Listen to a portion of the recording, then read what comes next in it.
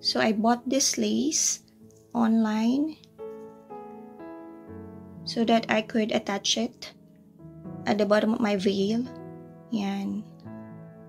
To make it more personalized. So, yan yung color niya. So, ayan, tinatahi ko na siya sa veil ko.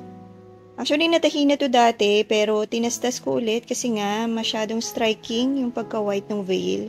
So, deny ko muna. So, ayan na siya. So, ayan, I dyed my veil. Kasi ivory white siya and my wedding gown is a little nude. Parang medyo vintage. So, ayan.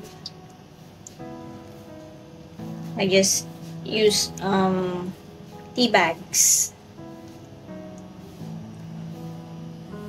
And then, this bag, matagal na to sa akin, pero plain white lang siya. So, naisip ko, instead of buying a wedding bag, so, lalagyan ko na lang siya ng design. So, I bought this online. Synthetic flowers. And then, yan, dinikit ko lang siya. And then, this one.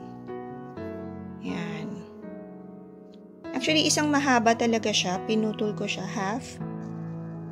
And then, tinahi ko lang siya dito. Yan. So, yan na yung naging wedding bag ko.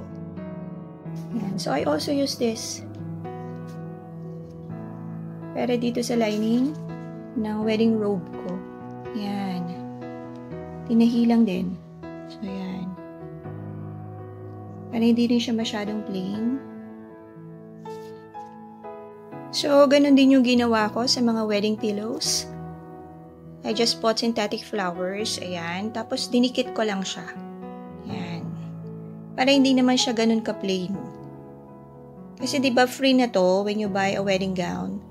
So, ayan. Para hindi siya plain masyado, dinikitan ko siya ng synthetic flowers. So, I also bought this fabric kasi ginamit ko siya for the pocket squares ng suit ng hubby ko and ng sons ko. Yan. And then, dito naman sa wedding shoes ko, ayan, bumili lang ako ng pads na ganito kasi para malambot siya. Natatanggal yan. Yan. Tapos, I removed the butterfly. This one.